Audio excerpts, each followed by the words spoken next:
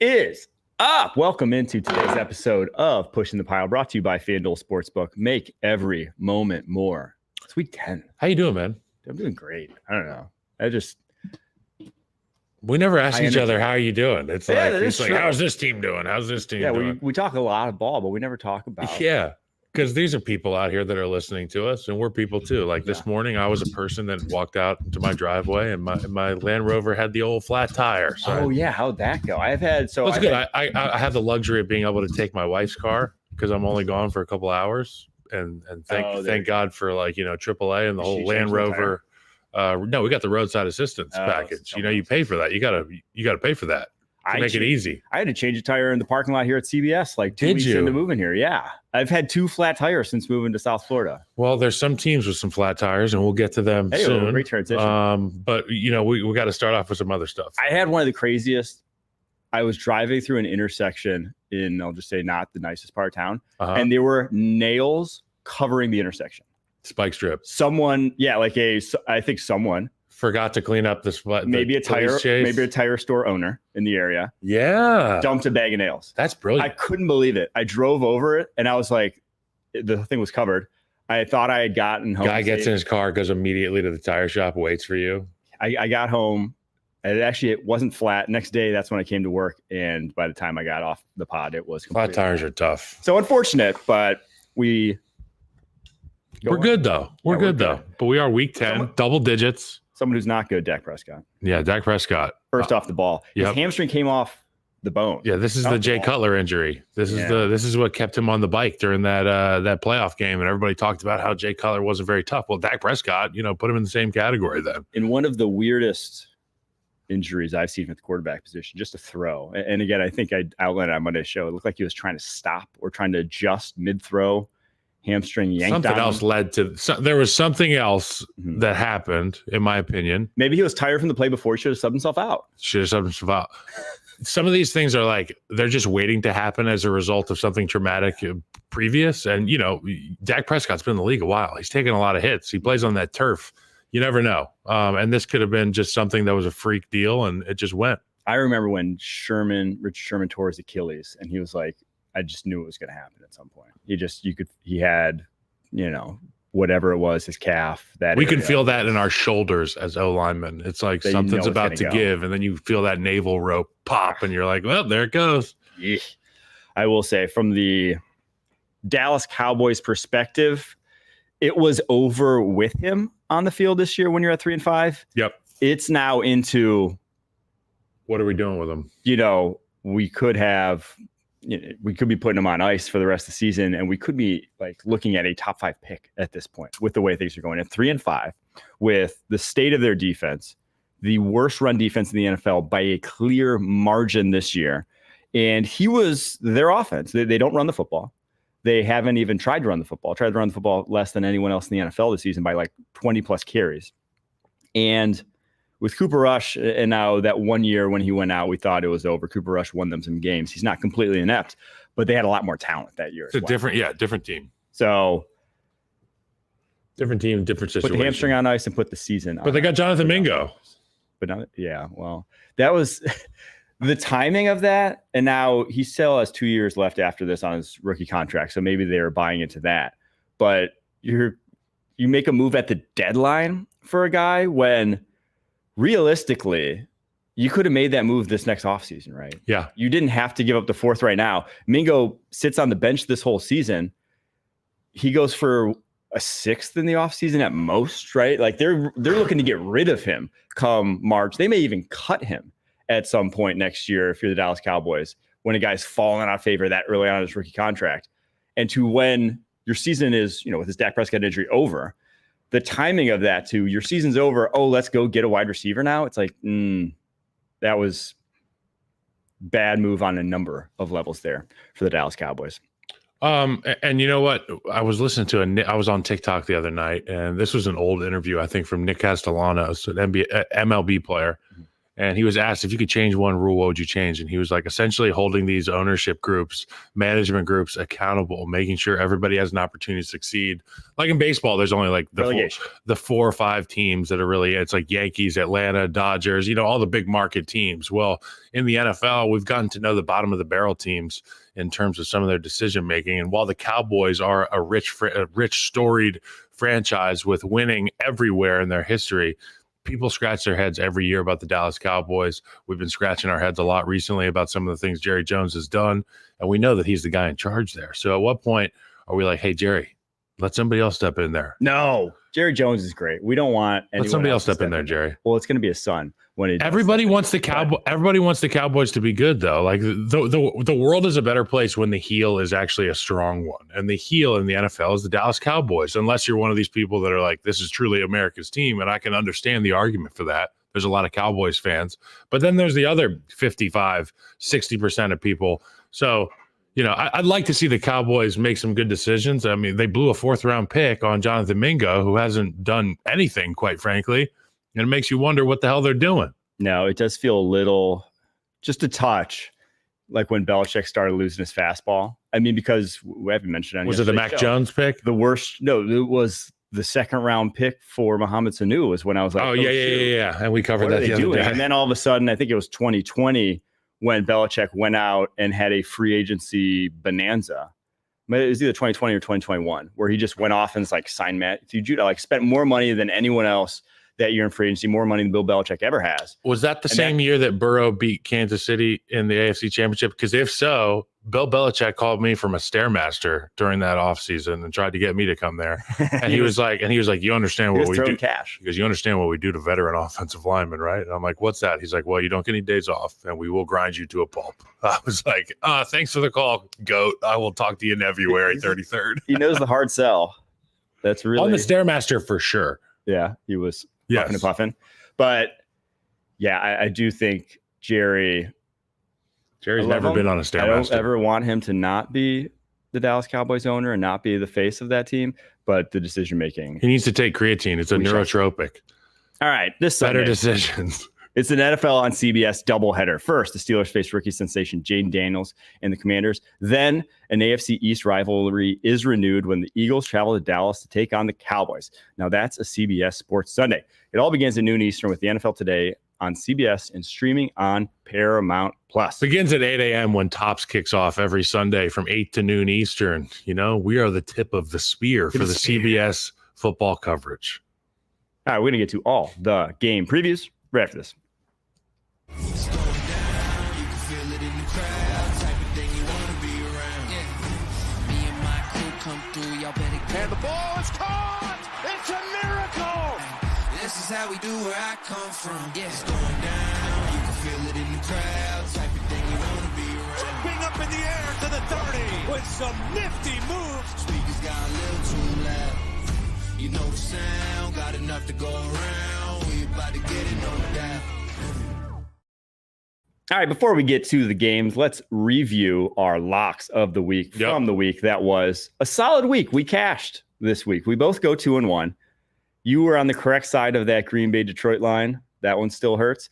Bo Nix, the over on his interceptions, cashed early, but it really wasn't the worst throw in the world, just a little off the tips of the fingers. I'm into the teens now. Still counts as 13 wins. 13 and 14, getting back towards 500. Back. I'm steading at a streaming at a steady. Steading at a streaming. I don't know what that was. Just steading at some streaming. 66%. Harry, 1 and 2. And Harry climbing back. All right. Let's get to the Bengals. Ravens. Thursday Night Football. Ravens, 6.5-point faves. No Isaiah Likely on the Ravens side. T. Higgins, unlikely to play in this one. We'll see if Jermaine Burton can take time from the casino to show up in Baltimore. He got on the bus. Yeah. But maybe... Dude, that one was... I saw the first reply that made me laugh was they told him he was going to be more involved in the slot. So he was getting his work. Stop. That's on the old slot machine. That's a good... All right, let's tail the tape, though, real quick before we get to Burton. Everything going the Ravens' way. Tie at quarterback, tie at the secondary, but I don't think with no T. Higgins, there's any place that the Bengals really outclass the Ravens. So it's going to have to be... I mean, if there is... It is the fact that they have Jamar Chase, who's the best receiver in the game. It's the fact that they have Joe Burrow, who can't count him out at any single game. It's the fact they have Trey Hendrickson, who is the best pass rusher in the game. So they have these star power that can maybe carry them. I would say the kicker advantage, though, goes to Baltimore after what we saw last time. And anything can happen in these divisional rivalries. And I mean, the Bengals have been counted out every single week. The Ravens have at times been anointed as the kings. And I really think this is an opportunity for Joe Burrow to really get all his guys on the same page. I know even after a 5-touchdown game last week, he still showed signs of frustration outside of the Burton stuff, which was obviously not completely handled, I guess. And we'll talk about that. But I always have faith in Joe Burrow, and I think it's going to be a one-score game. And I really do think that in the fourth quarter, the Bengals will have an opportunity to make this thing a win or a ball game. I think the Ravens win going away. We've seen the Bengals. I highlighted it last time. I've highlighted it every single time they faced a rushing quarterback this year, or a quarterback that can run, not to offend. They don't have the guys that can track him down. Every DC can be in his bag once, Mike. Whether it was Jalen Hurts, whether it was Jaden Daniels, whether it was Lamar the first time, they don't have the edge rushers to track down Lamar Jackson. They don't. And even their guys that win, Trey Hendrickson wins a lot. Actually, he's the highest sack getter in the league right now. But to your point, like when we were talking about the Broncos matchup last week, you kept pointing out how athletic their edge guys are. While these guys can get home at the quarterback, if the quarterback gets outside of his home and gets on the sidewalk, they may struggle to track him down. So I don't like that matchup from the Bengals' perspective. And then without T. Higgins, you just see this offense massive.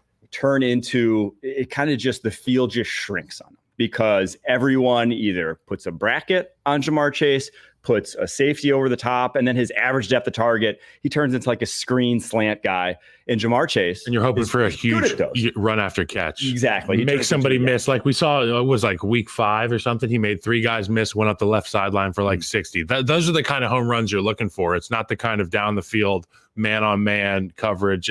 You're looking at disadvantageous looks the whole day without D. Higgins. But it's also why you need Jermaine Burton's head screwed on straight, because he's a guy that can provide those explosive plays. We've seen it when he's been on the field at times during the season. If he's left one-on-one, if the safety's rolling the other way and he's got single coverage and it's Brandon Stevens, say, he could win that matchup. Andre Oshavich ain't winning that matchup, I don't think. We've seen him be the guy when T. Higgins goes down and he has 13 yards or something last week. He's just a guy. Exactly. Like in the rapport he has with Burrow at this point has just not been good either. So I think that the Ravens win handily, when going away. I want it to be a close game. I want it to be Herbert a repeat of what we saw last time they played. But I think Khalil Herbert's got fresh legs. And what's more important than juice in the NFL? Once you reach those double-digit weeks, week 10, Khalil Herbert's got some gas in the tank right now. We could see him get involved. We could see them try to control that clock a little bit against a team that wants to do that to you. I don't know. I'm just going to say this. They're not going to even try to run the ball. This is the number 1 defense in the NFL versus the run in terms of EPA. I don't know. The Bengals have the second worst success rate. Juice matters in the running game of any team in the NFL. When that's the case, when I just know, and when I have Joe Burrow, I'm just going to say, I think maybe screen game, maybe swing game out of the backfield. Herbert, there's going to be no long distance calls in this game. Could be getting some work in this game, but I don't think they get more than, I don't think they run the ball more than 15 times the entire game. 15 or fewer rushing attempts for the Cincinnati Bengals. I'd be floored if they go over the number. Man, I just think it's going to be one of these games, man. I really do. All right. Who are you picking? I got Ravens going away. I'm picking the Ravens. Okay. But I think that with the Bengals, with Joe Burrow, and, Jamar Chase has a pulse. You're telling me Jamar Chase has a pulse? I've seen this guy in person do things to defenses that people should not be allowed to do. And with Joe Burrow and Jamar Chase, I'm never counting these guys out. You add a horse to that stable in the running back room because they've got some injuries there right now.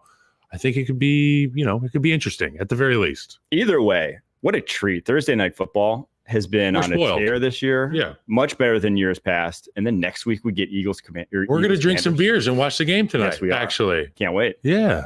All right. It'll be nice. Hopefully. I got the hall pass. We see it close to. Whoa. What? I got the hall pass to go out, drink some beers with the boys. Well, I was thinking the movie hall pass. I've never seen that movie. Okay, well then. I thought it was just a figure of speech. To go take a pee in the hallway. I thought we were peeing in the hallway. All right, we'll get to the Germany game here. Giants at Panthers. Yep.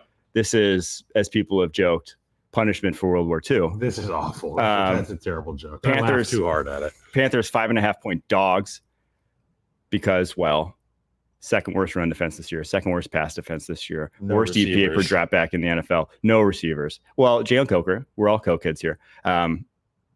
They're just outmatched, even against a team like New York Giants. I think the only place I'd give them the advantage is the offensive line. Maybe quarterback, though, with the way Bryce Young played this past week. But still, I think the Giants team, I like them a lot in this one because just the Panthers' defensive line. I think Daniel Jones, over his career, what's the issue with him? Pressure. When he's under pressure, he takes bad sacks. He fumbles. The awful plays come. But the Panthers can't pressure anyone, man. They're the worst pass rush in the NFL. They don't have don't have a great run defense either. So when you can have anything you want with that offensive line up front for the New York Giants, I think they just win this one going away. Okay, because I picked the Panthers last week, and they won. The last time I saw a number one pick go to London, a number one pick that I really cared about, go to London. Well, this is or Germany, go to Europe, rather, was Caleb Williams against the Jags, and he balled. It was his best game. I think Bryce Young is so far from his haters in Germany. He balls. I think he balls out. Dude. I really do. I loved what I saw on tape last week. He's got his groove back. BY got his groove back.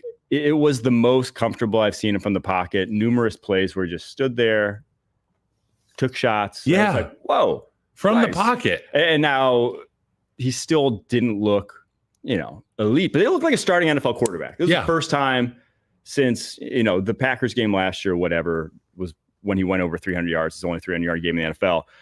That Packers defense, though, we have questions about. But it was the first time where I was like, that was some stuff that he did. That was real nice stuff. And again, I mentioned 2 of his best throws didn't even get caught. So I do like it from what I saw last week, but this is just a different animal, this defensive line for the Giants, and especially Dexter Lawrence, because there's just no Bryce over the course of his NFL career, uncomfortable pockets turn him into a turtle. And nobody pushes the pocket like Dexter Lawrence. And nobody pushes the pocket like Dexter Lawrence. So that's why I like the Giants in this one. I mean, I can totally see it happening. And that's the other guy that I root for. And I'm unashamed, like a fan of Daniel Jones. I mean, I want to see both these guys have good games. I'd love to see this become like 2 quarterbacks playing above their heads on European soil. It would be cool. All right, let's get to the Patriots at Bears. Bears 6.5-point favorites in this one, even though a lot of injuries. Darnell Wright has an MCL. Andrew Billings just had pec surgery. He's out. Jaquan Brisker still not practicing, well over a month now. I am really concerned with Jaquan Brisker, who's a great young player in this league, but he's had a history of this, not being able to come back quickly from this concussion stuff. It's scary. I hope he's doing well. That's hearing stuff like that makes my stomach just hurt. It's like, because that's, a month of symptoms. That means he's symptomatic still at this point and still not able to practice, put pads on, run. It's like, I remember when Corey Koski for the Brewers had like a concussion and it just ended his career. And it was like such a, run-of-the-mill play. He slipped going backwards, hit his head. And we were like, okay, he's going to be back in a few weeks. And it's like, no, that was it. So obviously prayers out to him. That's wholly unfortunate, but it's more than just his impact for the Bears right now. It's like, dude, hopefully this guy's going to be okay. Yeah. This game concerns me. I have some very, very, very big concerns about this game, about, worst case doomsday scenario. Doomsday scenario is that Drake May kind of carves up a defense that's beat up a little bit, got some guys in the hot tub right now, perhaps outplays Caleb Williams. We go from listening to people talk about Jaden Daniels comparisons with Caleb Williams. Oh my God, I don't know if I'm ready for this to get exponentially worse and hear about Drake May and the New England Patriots getting it right at quarterback too. I still believe we have the guy in Caleb Williams. He's not there yet. We can all agree there. Mm-hmm. It would get a lot worse if Drake May comes into Chicago in these winter months and gets after the Bears defense. So obviously 2 weeks ago went about as bad as you possibly could have imagined as a Bears fan, right?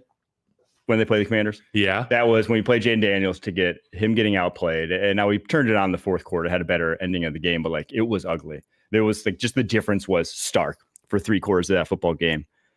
What's the worst case scenario here? Like, can you just, or do you want me to draw one up for you? You go ahead and then I'll make some amendments, some edits. Drake goes for maybe just 380, He just like goes off. 380. Drake just like lights So this up. is worst This case. is like, just Okay. Drake just is out of his mind. The sky is falling.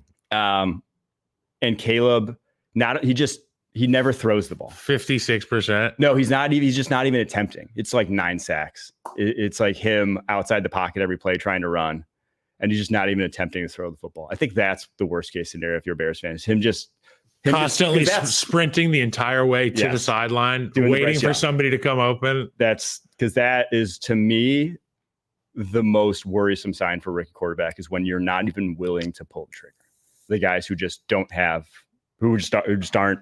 That just means you're not seeing it. So that's worst case scenario. Could also see them having a shootout. I hope so, and man. being like, really hey, we are football fans. This is cool. Young quarterbacks getting after it. Because that's what I want to be. The Patriots have the third worst pass defense in the NFL so far this season in terms of EPA per play. Their linebackers cannot cover. I expect a big day for DeAndre Swift. That's, if I'm featuring anyone in that offense, it's him. How about Cole Kmet? No, they're not going to. Love Cole Kmet. They're not going to feature him. Let's be honest. But that's how I'm trying to get him involved in the game, is getting some screens, some swings, get him out in space, give some easy buttons for Caleb Williams. But man, I really hope things do turn around. I do hope we see. They have injuries at very important positions at the Chicago Bears right now. Yeah. Some guys are banged up and they're not getting production at some very important positions on the offensive side of the ball. So the job is even harder for that quarterback. I feel for him, but at the same time, I still think that's the guy. I know that's the guy. I've been beating the table about it for a long time, and it's going to be a matter of time. But I'd love to see these two young quarterbacks get after it. I will say that Drake May does have his work cut out for him. Number one pass defense in the NFL so far this season, the Chicago Bears do. They're actually the only team in the top 5 in terms of pass defense that doesn't have a winning record currently. Just thought I'd throw that in there for your edification. But I'm going Bears in this one. Yeah. I think they do win, and I think they're going away. They need to win. They need to win. I need to see some juice, man. I'm tired. All right, let's get to the Hellman's Stack segment, where we discuss the QB and receiver duos. Keep an eye on this upcoming weekend. Brought to you by Hellman's Real Mayonnaise. Mayo game day, bring out the best. My stack this week, Sam Darnold, Justin Jefferson. Not the most difficult stack in the world to get into this week because, one, Justin Jefferson is leading the NFL in receiving yards this season, 783. 2, Jacksonville Jaguars have the worst pass defense in the NFL. I've done a lot of Hellman stack segments that are basically just whoever's playing the Jags. Yeah. Because they haven't been good. Now, better with Tyson Campbell back, for sure, but still not good enough for me to worry about them being able to guard Justin Jefferson in this one. I like him. I like him a lot. I'm going to pretend to make one right now. George Kittle and whoever plays running back for the San Francisco 49ers. Going to throw him one? I think it's the same. Effect. I heard my older brother, my brother Chris was the first one that I heard say this about the Detroit Lions. When you play the Detroit Lions, you have a hangover. You're probably going to lose the next week. And I've seen it everywhere now. Everybody says it because it's true. The Packers have a bye. But you know what I'm saying? And the Lions, they continue to play teams. They continue to beat them up and they continue to lose the next week. I think the same thing could be said for the Kansas City Chiefs opponents. Ooh. If you go watch that film, you go take a look at Trey Smith, absolutely smothering linebackers, the line of scrimmage, Vita Vea on his back a lot in that game against the Chiefs. I think it's tough to stop a running attack like that 2 weeks in a row. And if it's not going to be the running attack, I'm always going to count on George Kittle. So whoever's playing running back for the Niners and George Kittle, that's my stack. This has been the Hellman Stack segment, brought to you by Hellman's Real Mayonnaise. Just like these QB and wide receiver duos, tailgate snack and Hellman's Mayonnaise make the perfect combo, bringing out the rich and creamy taste to all your game day dishes. So give it a try. And may your game day be delicious with Hellman's Real Mayonnaise. Shop at your local Walmart, Kroger, or grocery store and add some extra deliciousness to your game day dishes this football season. I couldn't believe this line when I first saw it. Jaguars, I know they're at home. 4.5 points, though, dogs only. Doesn't make any sense. Like a 6.5. Doesn't make sense to me either. For the Minnesota Vikings. 5. I'd say 5.5. It's on the road, but they still are one of the best defenses in the NFL. Top 5 defense. Best run defense in the NFL so far this year by EPA per rush. Jonathan Grenard leads the NFL in pressures. Blake Cashman's coming back for this Vikings defense. A lot of arrows pointing to Minnesota. Not a lot of arrows pointing towards Jacksonville's way. I will say I give them the quarterback position. I give them the linebacker position. Every other tick box going the Vikings' way with the D-line tied at this point. Both fairly good defensive lines. Obviously, I think the Vikings do a little more in terms of getting production out of their defensive line with how they scheme it up. But that's a coaching thing, not necessarily a talent thing that they have more of. Yeah.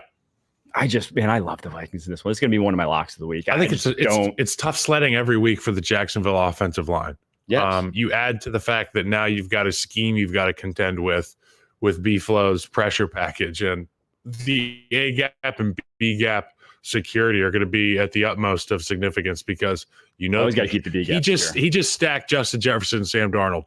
They're going to score points. Okay, this guy's not an idiot. The Minnesota Vikings will score points. What do you have to do to match that when you're the Jaguars? Score points as well. Who do you got? Trevor Lawrence. We're going to throw the football. So now it becomes paramount to protect Trevor Lawrence. You got to communicate the right way. That's why I think it's going to be too much. That's why I think this 3.5 points. 4.5. 4.5 points. That's not enough. Should be 5.5 points, 6.5 points. This is one where I would, take an alt line even up to like 9.5. Yeah. I think if it goes bad, is that a tease? Well, tease would be the other way. So you would go across 4.5 to 3.5 the other way. Okay. Because not that. So basically to say that, and then you like put a few together. You can move the line. But yeah, alt line to the Vikings up because I think it could end up something like a 30-10 game. I think I could see one of the Jaguars just stinkers, especially since Brian Thomas was been limited in practice this week. Gabe Davis has been limited in practice this week. You don't have Christian Kirk anymore. The weapons there. That ball's not going to be coming out quick, guys. So I love that one. Also take into consideration that the Minnesota Vikings, it's probably getting cold up there in Minnesota, right? And also they play indoors. Not a lot of vitamin D indoors. When you go to Jacksonville, you get that immediate boost. You get off the airplane in Jacksonville, you just feel better as an athlete. I'm serious. I know what you're saying. There's something to that. We went and played the Chargers in like 2015 in the later months. And I remember getting off the plane and being like, Diego. I'm going to play better tomorrow because it feels good on my skin. The sun. This is nice. Expect that from Minnesota. 30-10. I could see it happening. All right, let's get to the Bills at Colts. Colts, 4.5 point dogs at home. 46.5 points is the over-under. Colts banged up a little on the offensive line. We didn't see Bernard Raymond play last week. I believe he'll be back this week, hopefully, but Ryan Kelly goes to IR. So injuries at multiple positions now on the offensive line, not the D-line you really want to be having that against. So I had the O-lines tied. I think I give the tick mark to the Bills with those injuries. Tick mark to the Bills along the defensive line, obviously at the quarterback position as well, and the secondary there for Buffalo. So not a lot of reasons to love the Colts here. I actually like the under in this one, 46.5 points. I think it's just a lower scoring affair. I think the Colts really try to keep it, not get into a shootout, and try to put a cap on this Bills team and really make them grind out drives with how they're going to scheme it up. And with that, I think it ends up being a little lower scoring than 46.5. But I also don't love the Colts to cover that number. I give that Colts group credit. We watched them the other night, and they played physically. That defensive front was physical. DeForest Buckner back in the lineup, which means Josh Allen is no longer the freakiest athlete on the field in this matchup. The DeForest Buckner siren is going off. You got to know where this guy is at all times. And I think they're going to force Josh Allen to beat him through the air. I mean, I think that's what it's going to be. And with his legs, obviously. But I know that they're stout against the running game. I saw it with my own eyes last week. And regardless of what the numbers will tell you about the Colts defensive front, I saw it last week that they were ready for a fight. And I think it's going to be the same kind of thing this week. I love the Bills in this one, but I do have to give credit to that front with Stewart and with Buckner.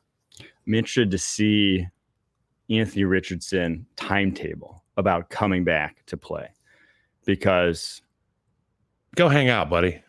Because, I mean, obviously it didn't go well last week. I don't expect it to go great this week. Now, the Bills are obviously a little bit more susceptible in terms of just pure talent defensively. But Sean McDermott is a game plan king. He usually brings in. They're obviously super well coached consistently. So we'll see. I'm cautiously optimistic for the Colts offense this week. But I just think the Bills are too much, man. They're a good team. It's a darn good football team. It's not the same pressure package you're facing as last week. That's for sure. All right, I trust Flacco against anybody who's bringing pressure. I mean, 100%. You need a guy who's going to see it and get the ball out. Let's get to the Broncos at Chiefs. Chiefs 8.5 point favorites. 41.5 points is the over-under. That's a crazy combination in my mind. To have that low of an over-under with that much of a spread. Obviously, defense. Really believing the Chiefs this year. But we were talking about this actually before the show. The Chiefs have the number 1 rushing offense this season in terms of success rate. Yep. But the 9th best in terms of EPA per play. So they are efficient with that running game, not explosive. On the flip side of the ball, Broncos, great defense all around. Zach Allen, got to give some love to him. 44 pressures this season, the most of any interior defensive lineman in the NFL, 7 more than Chris Jones. He's a massive part of what now they I'd do like in to those. see his double team rate. He's a massive part of those blitz packages because he can get home on stunts. The guy is a stunt demon there in the middle of. He's like Evil Knievel. He's not a one-on-one winner the way Chris Jones is, but he helps a lot in that scheme. You talked about the running game and how the stats are kind of telling. And I think that I get up here every week and people call me dumb because I talk about how important the offensive line is. And when a guy like Pacheco goes down for the Kansas City Chiefs, you lose the ability to have that explosive run in your back pocket at any given time. Mm-hmm. You start throwing these other guys in, Carson Steele, and Kareem Hunt, Samaje Perine. These are names that are not home run hitters at the running back position. I'm just going to use the phrase, they're not home run hitters. Fair. But you have guys who can get you single hitters. You have a left guard, a center, and a right guard who are literally Tony Gwynns for your offense. They're little mini. Yeah, that's where you're Tony Gwynning. They get in there, they have great at bats every single snap, and they give you the opportunity to get on base. So when you're talking about leading the league in rushes 4 to 8, 4 to 9 yards, that's what the Kansas City Chiefs are, because they have the interior to have dominant double teams, to be able to go and root guys out like Vita Vea and get them on their back. You can't have that unless you've got real glass eaters at the offensive line position. And I know Pete Prisco makes a big deal about the tackle position in Kansas City, but I think they've got the guy who understands that these guys are running the rushers by. He can step up in the pocket behind that clean dish of left guard, center, and right guard, 3 all-pros. But when it comes to the running game, you're not going to have explosive plays, but that's okay. We're on schedule. We can get to 3rd and 5 because we know that Patrick Mahomes is going to make the right decision when it comes to moving the chains and who to throw to, when to throw it. All right. Until the Chiefs blow someone out. Pacheco gets back, watch out, everybody. For real. And then Rashee Rice maybe gets back. Hollywood Brown gets back. And then they're running away with this thing. And then we're in New Orleans, doing our podcast on the road for the Super Bowl. And I'm just like, I freaking told you so, bro. I told you this was going to happen. We can go dap up Travis and Pat. We can discuss that when it does happen. But until the Chiefs blow someone out, I am not taking the Chiefs to cover 8.5 freaking points. 8.5 All they do is win. I got the Broncos to cover. Give me the Chiefs. I still think the Chiefs win because they win every 12. one-score game, it seems like. But, I mean, literally every single one this year. But they've been losing in 7 of the 8 games. They've played from behind. Yeah. Which is cool. I got That's a well-coached team. All right, Falcons at Saints. Saints 3.5-point dogs at home. 46.5 points is the over-under, and you see why. Saints underpowered offensively. Chris Olave meeting with specialists. That's never a good thing this week after a second concussion this season. All the tick marks at the head coach, quarterback, receiver, backfield, offensive line going the Falcons' way. Defense side of the ball, Falcons still probably have the better D-line linebacker unit, but secondary, give me the Atlanta Falcons. And I like what they do. I've said this before, but with Caden Ellis blitzing, I think they could still get pressure on people with him. He has the most pressures of any off-ball linebacker in the NFL this season. And he's going up against his old team that drafted him there in New Orleans. I like the Falcons going away. I just think this is like a classic with what they did at the deadline, moving Marshawn Lattimore, with all the drama last week after losing to the Panthers, after firing your head coach. It just feels like a dead locker room that ain't going to be turning. Yeah, their iPads are no longer on the film app. They are on the Expedia app. They're looking at some flights, getting some deals. I played with the Falcons in Madden last night. One thing is very apparent. Kirk Cousins cannot move, and you have nobody who can win in one-on-one pass rush situations. Are you saying that you're basing your scouting of Derek Carr right now off of what you said? No. I played with the Falcons last night. Oh, okay. I played with the Falcons last night. And did I say Derek Carr can't move? Yeah. Kirk Cousins can't move at all, by the way, at all, even in the computer game. And they have nobody who can win. Matt Judon, he has a star next to him. I need him to start winning some reps for me in Madden. Are we Madden scouting or are we? I'm just saying, Madden's about as real as it gets. Judon has not been good this year. I mean, not a lot of people on that Falcons defensive line have been good this year. Grady Jarrett's banged up this week with a strained Achilles. So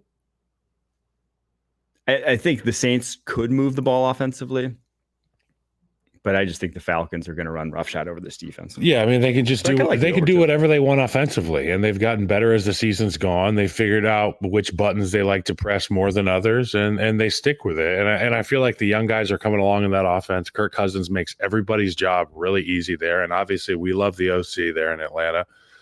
It's been fun to watch, and I mean, this is exactly what they were hoping for when they made the move for him this offseason, and now we're seeing it. It's great to see too. All right, let's get to 49ers at Bucks. Bucks 5.5-point dogs at home.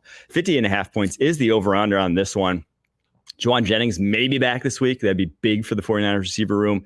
Christian McCaffrey, officially, no more pain in his Achilles. Ramping it up. Not going to play this week, but could be very soon. Great news for the 49ers.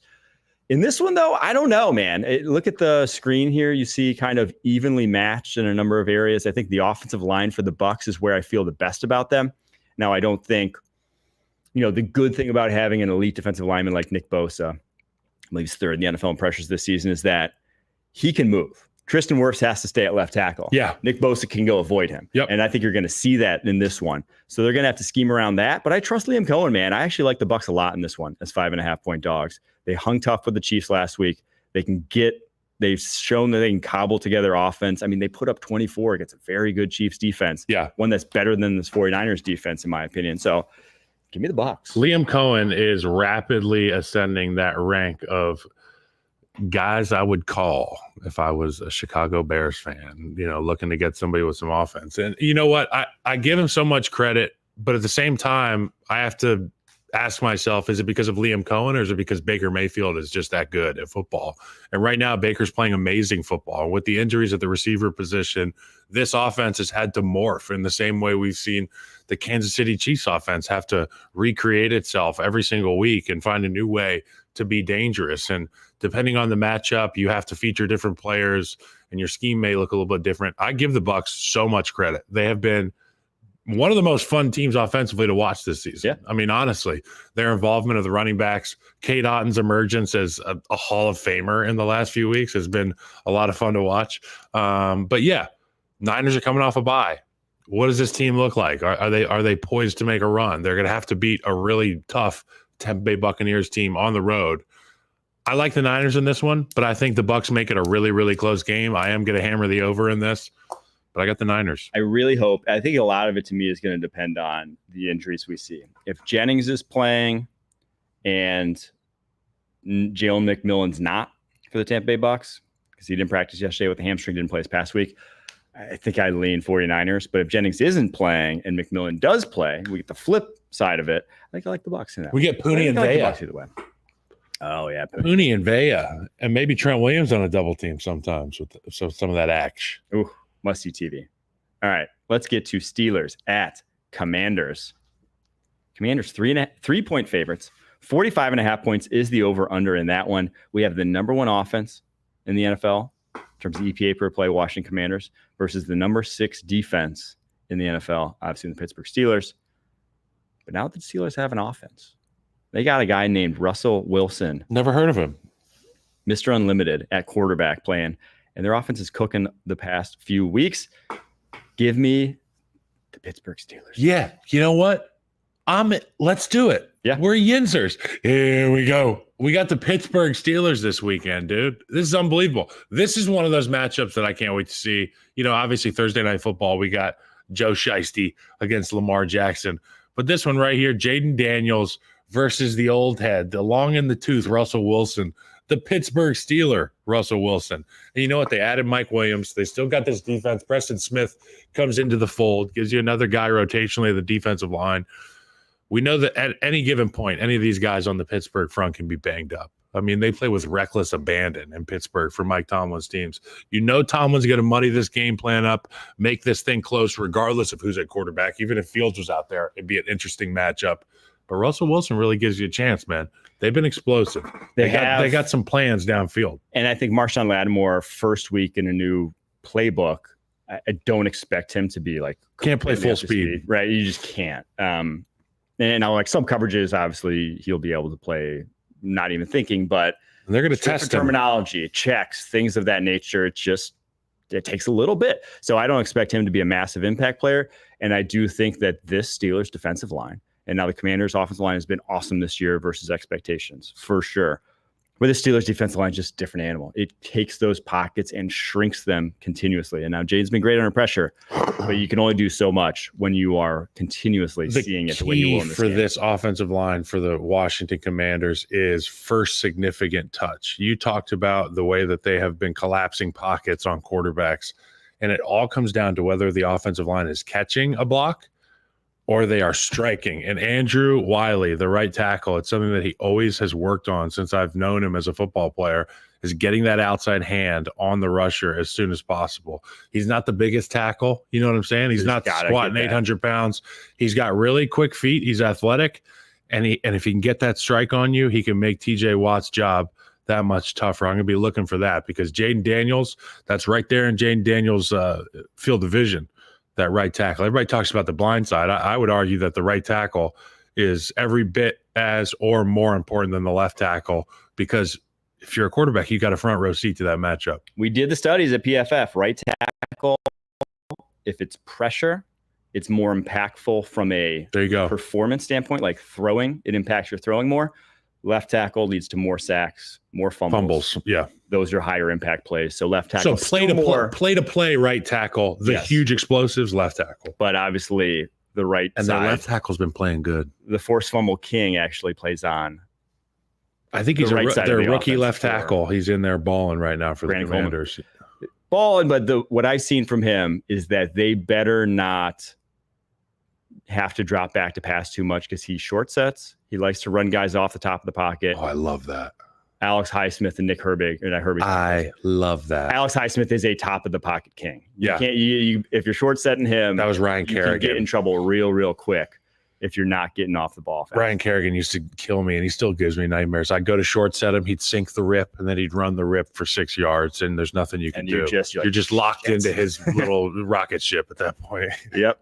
All right, we're going to take a quick break. Then we'll get to the 4 p.m. slate. Saturdays at 3:30, it's big time.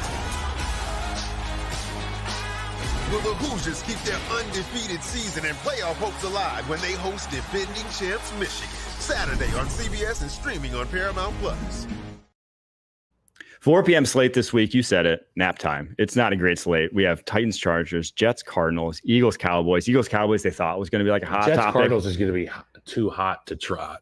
That's where the TV one's going to be channeled to. But we'll start with Titans, Chargers here. Chargers, 7.5 point favorites.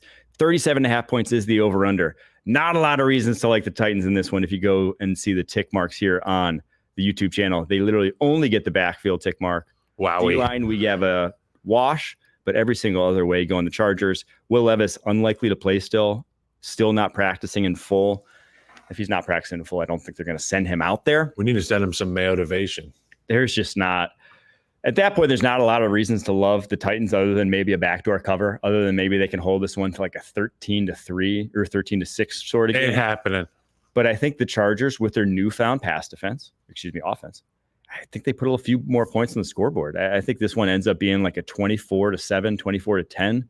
I think they probably cover that 7.5 point number, which is crazy to say with a 37.5 point over under. But I think they throw the football all over the yard in the first half. And in the second half, they just pound that rock, drain that clock down. They get back to the little Pacific Coast hideaways by the time that Sunday Night Football starts. Crazy how dominant this Chargers defense has been this season. Number 1 in the NFL in EPA per play, number 2 against the run, and number 2 against the pass. So there's really not a lot of ways people have beaten them this season, even if, again, we've mentioned they haven't played the best offenses, but hey, the Titans ain't the best offense either. So I think that one goes to the Chargers going away. All right, Jets, Cardinals. Jets, 1.5 point favorites on the road in the desert in Arizona. 46.5 points is the over under in this one.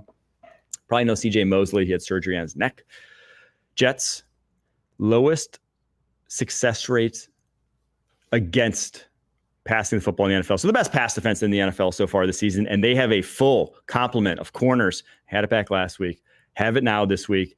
I think with that in mind, and you see all the tick marks there with the receivers, backfield, D-line, linebacker, secondary, all going the Jets' way. I like the Jets. Yeah, this is a team in the Cardinals that's really starting to prove themselves as a group. And Kyler Murray's done a really good job. And obviously things are coming along there. They're a tough football team, but I think that the other side of the coin is this is a team that's been told that the Jets are a team that's been told that they're dead every single week. And now they start to get right a little bit offensively. You talked about that defense. They're a scary group, and Kyler's going to have to play damn near perfect football to be able to make things happen on the outside there. That being said, I think Aaron Rodgers gets it done. I mean, you're looking at going out to the desert, another one of these feel-good trips for a group that's back east in the Northeast. This time of year, some sunshine is welcome. And I know you're laughing at me, but like, this is real. Like, this is real. Sunshine. It's so real when you get off the plane in a place like Arizona and you're Indeed. like, let's go play an awesome game and then get back to New York winners. I do think that the Jets win going away, but the one place where you're a little bit worried, Cardinals rushing attack's been awesome of late. They can Guy's do a monster. things with Kyler. I think that if they win this game, it's because they probably ran for about 200 yards. Yeah. So, and that guy's okay with doing it too. Yeah. Connor's all right with getting the football that much. He's like, do it. Let's do it to it, Lars. well, in their backups and DeMarcado and Benson, they got some juice. They got a little change of pace sort of backfield. So I like how that backfield's put together. They obviously have a much more effective rushing game than the New York Jets this season. So we shall see. All right, Eagles, We're both Cowboys. on the Jets. We are. Eagles, Cowboys. Cowboys 7-point dogs at home. 42.5 points is the over-under there. Prescott, we said it, 4 or 6 weeks he's out. Micah Parsons, limited in practice. So he's back practicing, but no telling if he plays this week. Why would you play him? But at that point, yeah, don't rush Just wait for him to be okay. Well, for the podcast content. He needs more content for his podcast. He's really good on the podcast. He's awesome. I've done the draft show with him 2 years in a row. He's a smart dude. He loves football. Yeah. That guy was talking about cap situations of other teams. I was like, dude, what? See, like these kids, they're big brains, bro. Big ass brains. Why do you know the Commanders' cap situation? But he does. He's an NFC East head. And he's from Philly, bro. The guy loves ball. Isn't he from Philly? Yeah, I think he's like an Eagles somewhere fan. in Pennsylvania. So if you saw on the screen there, though, I didn't give a single roster tick mark to the Cowboys in this one. Truly overmatched in every single regard. It's just not a lot to like about that football Mike team McCarthy right now, holding strong for the Mike McCarthy for the Nick tie. Sirianni. He ain't going to win many matchups at this point, but Nick Sirianni's one where he can hold his own. Dude, the Eagles, man. Are the Eagles for real? Are the Eagles for real? I think that's really the only thing we should cover here. Saquon, 3 straight 100-yard games. He's obviously insanely physically gifted, and he's running behind the best offensive line of his career. His stats all show it. 5.9 yards per carry this season. He looks the best he has since his rookie season when he averaged 5 yards per carry. I do think that combination, Hurts, Saquon, elite offensive line, is in and of itself, they're finally figuring out, it's like, oh, we can just like win with that. Yes. That can be what we The rest hang our is the hats icing on top. And then it's just like, oh, then explosive plays. Then let's have that and then just try to go over the top to Devontae and A.J. Brown. That combination, we don't need to have a true drop back passing attack. On first and second down, we can just gain 4 to 5 a pop, and we can just continue that. So I think you've seen them really buy into that of late, and obviously it's helping when your defense is turning things Does around. their season hinge on the health of Saquon Barkley? I don't think so. I mean, like if they want to win the Super Bowl, probably. Yeah. Like making the playoffs. But this team with Saquon it's is different legitimately a threat to go make a run at this thing. It's like, what we're seeing in Baltimore. Yeah.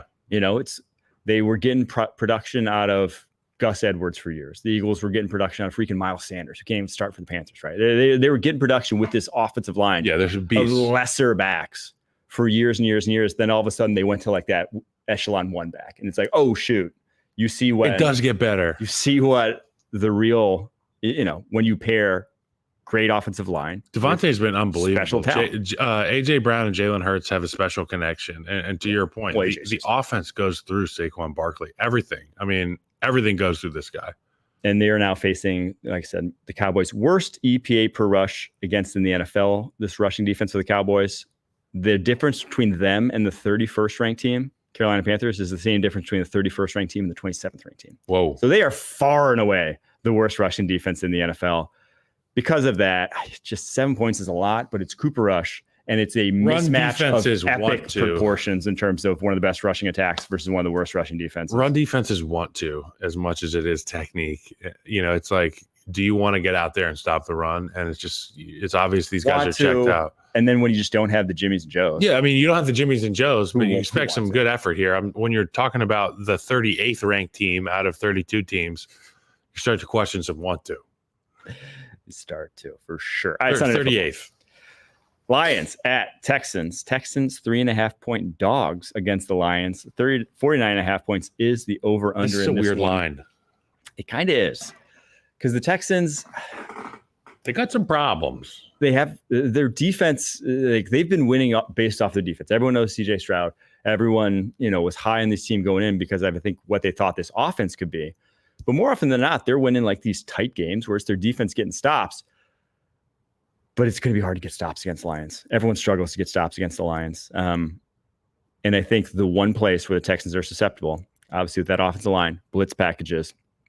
And now I don't even think he needs a Darius Smith in this one. You just need Malik McNeil. 27 pressures this season, 10th among DTs. Those guys up front, I think in the middle of that defense, are going to feast on the Texans offensive line. You're going to see a good, healthy dose of blitzes that the Texans just flat out have been awful at picking up this season. So because of that, there's just not a lot of reasons to like the Texans. Yeah, there's not enough threats out there for CJ Stroud to really rely on from a receiving standpoint. And you couple that with the offensive line woes and the issues they're having with picking up stunts in games and load fronts and things of that sort. It's going to be a long day, and that lends itself to getting beat by groups that have less than optimal talent. So when you're talking about the Detroit Lions, they don't have any true elite rushers, but you can still get home schematically with some of these load fronts, some of these picks and stunts. And we got to test your technique. I got to see that you can pick it up once. And if you can't, I'm going to run it a dozen times. CJ Stroud's going to be in trouble every single one of those. There is any silver lining, though.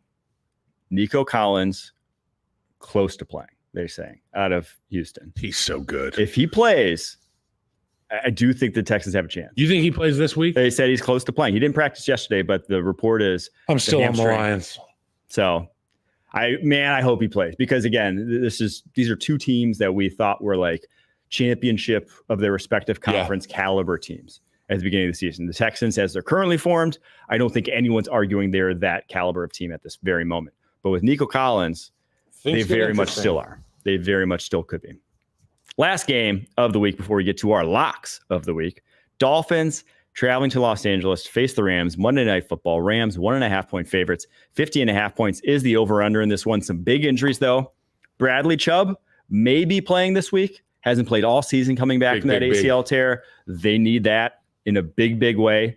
Because also, on the flip side of the ball, no Rob Havenstein. All those injuries up front for the Los Angeles Rams that they've had to deal with. Well, now their right tackle is out for this game already, said. So Dolphins, we saw the offense last week.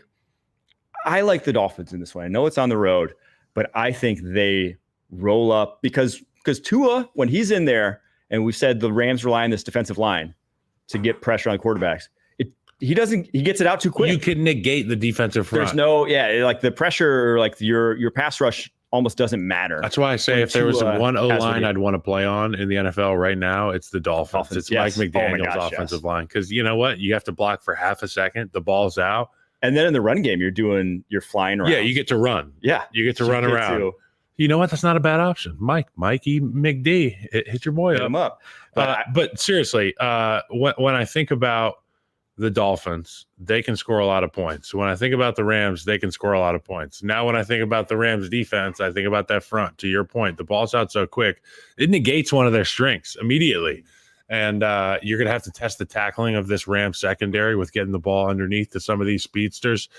It could spell disaster for these guys. And Bradley Chubb's back. So now if you're scoring points, you get an opportunity to rush the passer with him. He's got some juice. We love juice. I like the Dolphins. I do think they put points up. I also like the over. I think this one, and I've predicted a few that maybe haven't come to fruition, but I love a shootout in this one. Yeah, over. It's a 30-plus to 30-plus sort of game when it's all said and done. And I think Dolphins end up taking it. I do like that. I'm going to go with the Rams for the sake of argument. I just think it's too close to call, and I will go with Sean McVay. All right, let's get to our locks of the week. Who you got this week? Well, I have Detroit minus 3.5, regardless of if Nico Collins plays or not. Cincinnati and Baltimore. I'm going to take the under. In this one. I said the over earlier, but obviously on the toilet this morning, you felt the under. I felt the under. That's where you I felt something under me. And then Saquon Barkley anytime touchdown. And I know anytime touchdown is where the sportsbook makes Sucker all their bet. money. It's a sucker bet, but I mean, it's Saquon Barkley. When they don't write the other side, they can put whatever number they want up there. Avoid them. I will go Giants in Munich, -5.5 points against the Panthers. Minnesota, Jacksonville, under 45.5. And then give me Chase Brown under 57.5 rushing yards. That line, or that number was crazy to me. I think I did Zach Moss under the first time they played. And even though they put up like 40-something points, he went way under. They're not even going to try to run. So what you're saying is Khalil 57.5 points. That one's my favorite of the week. Khalil Herbert. And Harry, Philadelphia -7. -7 against the Cowboys. I'd go -14. Yeah, that could be one of those where you just, I do like for big numbers like that where you really think it's going to be a blowout. Just get it to Bump 10. it up. Yeah, get you some real nice odds double there. digits. 9.5, 11, something like that. All right, there you have it. Your That's full week 10. Can't believe it's freaking week 10 already. You may get some content from us at the bar this evening on Twitter. Until next time, we'll be back Monday reviewing all of week 10. Keep pushing. Peace.